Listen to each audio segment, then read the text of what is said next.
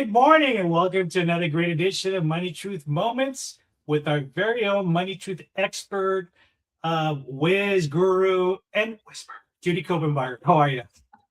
I'm awesome, Carlos. How are you doing? I'm doing fantastic. I'm going to keep adding titles to your name. So eventually it's going to be like a whole little segment of like 30 seconds of your titles I for like sure. Money Whisperer. Money Whisperer speaks to me. I like that one. We definitely will coin that. That will be the hashtag, and people just need to know you by that as well I too. love it. So Tell your money what to do. exactly, That's money. exactly. Folks, if you're just joining us, welcome. Make sure you're following Judy at judycopenbarger.today. Today is another great episode because we're going to be talking about financial boundaries. Why say no protects your money. So you're going to want to stick around, grab a pen, grab a paper, grab your coffee, tea, and make sure that you share the stream with other folks as well too, so they can benefit from that as well. So what do you say we get started? Let's do it. All right. So, Judy, people often think financial problems come from income, right?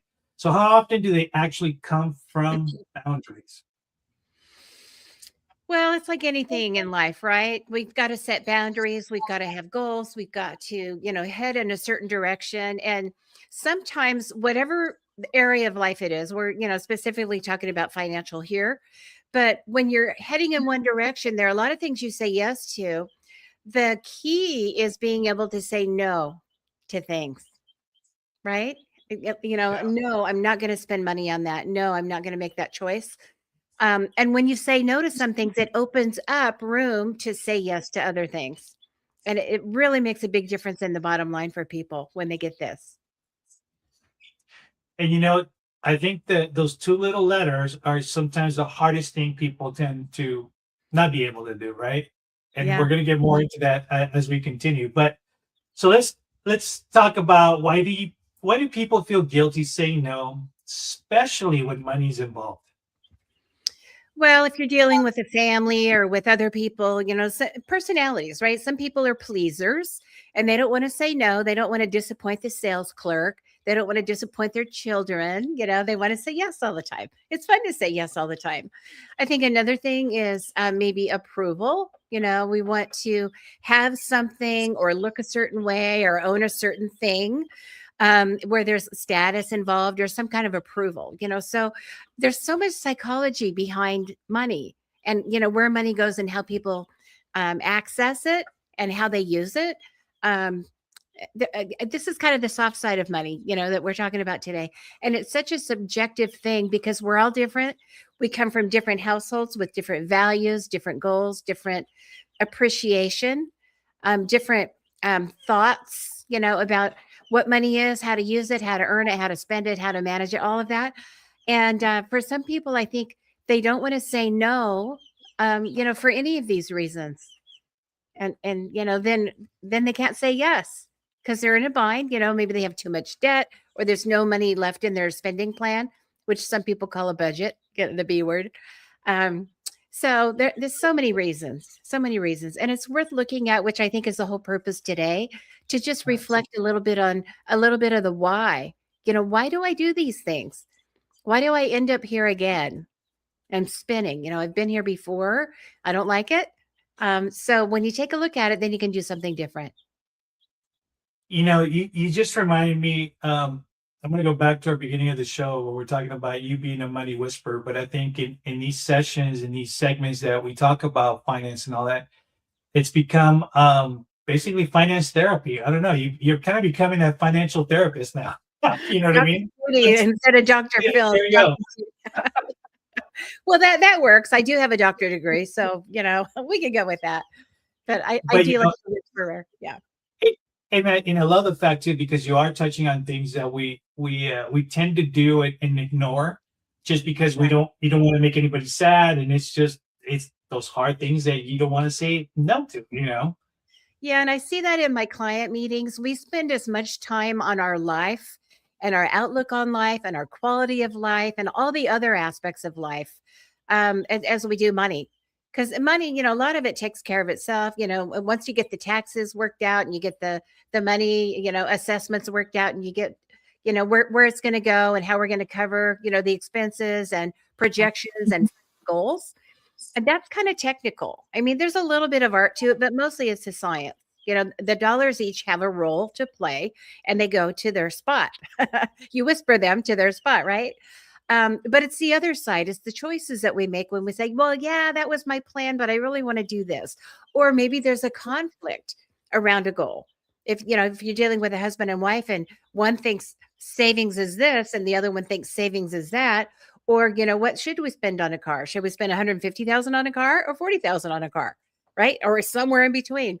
And so a lot of our conversations are around bringing that together and providing as much marital harmony, family harmony as we can, rather than having the conflict show up in the area of finances. So I love it when we have conversations like this because it just helps people think, what could I do more, better, or different when it comes to the decisions that I'm making, the choices I'm making every day around money? What can I do different?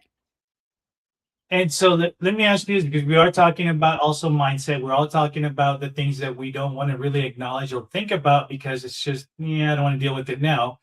But in your experience, what financial struggles do you see when people repeatedly put others before their own goals? Because we're all givers, right? But Yeah, and I see this with parenting. You want to say yes, you want, I never had that. I want my kid to have that dollar, that bike, or that whatever, or that trip to Disneyland, and money is always part of those decisions. So, I think what can happen when you say yes too much is your savings isn't where it needs to be.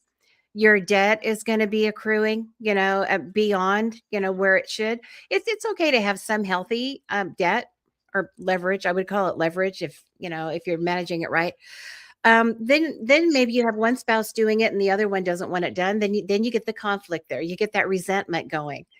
And for a lot of people, it's just very stressful. It's very stressful to say no, but it's also very stressful to live with the decisions from saying yes. Now right, that the money I was going to use for something I can't because I said yes and shouldn't have.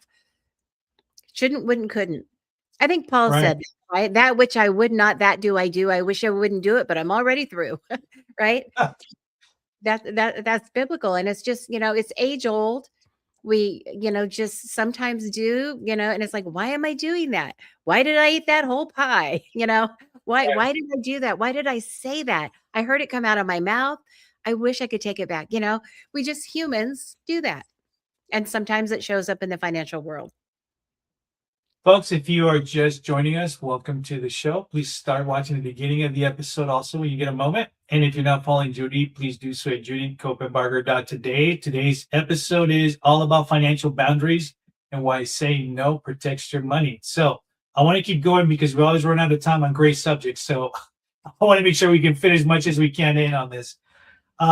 So how can someone set healthy financial boundaries without damaging relationships? Because I think that's the big one. It's not wanting to hurt somebody's feelings by saying no. Setting the expectations. Yeah. And I think that's important with spouses. But I remember even with little kids, before we go in the store, we set the expectation. Today is not a treat day. So don't ask me for the cereal that you want or the toy aisle goodie or whatever. Don't ask me today. It's not a treat day. So you set the expectations before you go in. If it is a treat day, pick one thing and we'll go up and down every single aisle. Little Laurel or little Brenna or whichever kid it was. We'll go up and down every aisle if you want to trade it for something else, but you're going to get one treat and it's going to be the one in the whole store that you picked, right? And so it's setting the expectations even before you go in the store. And we can do that with everything else. Goal setting is a big part of our practice. And if you have clear goals, your decisions are easy. Roy Disney said that. It's like we're just going this direction. So why would we say yes to that? Because it takes us away from getting where we're trying to go as quickly and optimally as possible. I think sometimes people are dishonest when it comes to money. They don't want to say what they spent or what they did or what they're going to pay the bill, but they didn't or whatever. But the big thing is planning and setting expectations, having a common goal that you actually discuss and track your progress on can take you a long ways toward maintaining harmony and getting rid of all those negative, uh, thoughts that we had, the negative characteristics and the negative attitudes that can creep in. So we always talk about a section on the episodes about really just shifting the thinking, right? And as I sit here and think about this question, is how do financial boundaries can actually support generosity instead of actually preventing it? And I know that's a tough question for a lot of folks. Yeah, well, we'd all love to help more people and give more people. Well, maybe not everybody, but everybody in my world, they're pretty generous. And most people that I know love to give, they love to share, they love to help, whether it's charity or helping a neighbor or, however they want to help. And so you can't do that. It's like when you fly and they tell you the oxygen drops down, put it on yourself first. Well, if you're unconscious because you didn't do that, how are you going to help other people? It's And so true. you have to protect first. You've got to protect what you have. You can be intentional about your giving. That always helps. And then it can be sustainable. And that's part of, in our practice, we do a lot of legacy planning and long-term generational planning. Some people plan 50, 60, 80 years down the line in their family, long after they're here. We're doing that in our family. Long after we're here, what we want our kids, and their kids to have as an experience, not only financially, but all the other things too, the other values we want to pass down. Sometimes you tie them to money, it gets their attention. But there's so many things that we want to pass down that we've learned that we know is true, our truths that we want to share with them. But I think first you got to protect what you have, put on your own mask, then you can help the others. So we're getting closer to the end of the show, but I'm going to ask you one last question, and I'd love to follow up with maybe you can share with us an example about this, where why say no to others sometimes like the hardest thing than saying no to ourselves. I think it's that personality trait of wanting to please, wanting to not disappoint. I married someone like that. He really wants people to appreciate him and not hear him say no. He wants to say yes. He's a giver, and so sometimes you have to have boundaries around that. And that's been something personally that we've dealt with for a long time. We both just want to give it all away, but it's like, okay, we do have kids and we do have a mortgage, right? We've got to balance that. So I think it's easier to tell other people no than to tell ourselves. Sometimes it's true. So, in the clients that you've dealt with over the years, can you think of one example that has gotten them into trouble because they couldn't say no? Oh yeah, I've got some clients that make a lot of money, like a lot of money, like probably add a zero to what most people that you think are wealthy make. Very, very high income, but they really want to keep up with the Joneses and the Johnsons and the Smiths and everybody else, right? And so they're always wanting new, better things. I have a bike now. I need an e-bike now. Need the best e-bike. I go to the golf club now. I need to go to the better golf club now. I have to go to the best golf club, right? So things like that, and we've been working on long term, balancing all of the values that come from those goodies, those expenditures. Is there another way to get those values without spending that money that's, taking away from another category or from your long-term goals? How do you balance that? So that's a couple that come to mind.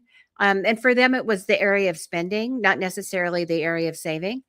But there are others that, they come in and they have this generational thought that you need to save your money. So where does it go? In the bank.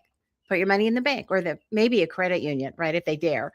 But you put your money in the bank, maybe two or three banks or several, to diversify the risk. And so that's all they do. And they don't invest. They don't, buy real estate. They don't invest in stocks or mutual funds or bonds or, they're just saving the money.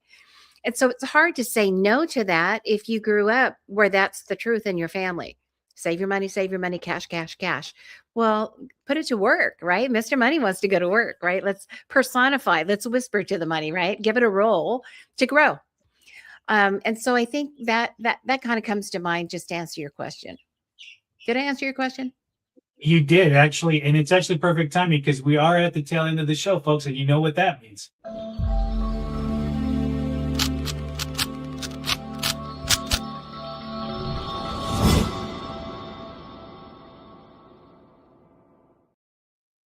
Money Truth Challenge moments. So, what do you have for us today? Pen and paper. We're talking about where in my life can I make a difference, make different choices, and maybe say no. And so let's just take it down to the bare bones financial decision. Pen and paper, write down 3 areas of your finances where you could say no. It might be saying no to a long-term relationship. Maybe you have an accountant that's not working. Maybe you have a 401k or an investment advisor that's not working. Maybe you have a lawyer that you really hate to fire because, where are you going to find a new one? So it might be saying no to a relationship in your financial world. It might be saying no to a habit that you have. And for a lot of people, it does come with spending, how they allocate the money going out. So your challenge is to write down 3 areas of your finance that you can say no to that will put you on a trajectory for a better financial future. That's your challenge. And that's one challenge for sure. It will be So, a challenge. folks, yeah. So, folks, if you have any questions, please send us a message. And also, if you have any other additional topics that we haven't covered yet that you'd like Judy to address, please let us know as well. Remember, we're here every Tuesday morning at 8 a.m. with the replays on Thursdays at 8 p.m. And if you're not following Judy, do so at judycopenbarger.today. Next week, we begin June. Can you believe that? We're already here in June. And we're going to begin by talking about preparing your cash flow for the summer expenses and avoiding those seasonal money stresses. So you want to stick around for that. Share the stream, share Judy's website as well, too, so you can catch up on a lot of great content and episodes as well. Judy, any last parting words? Make it a great week. All right, folks, until next week, take care, be safe. Bye-bye.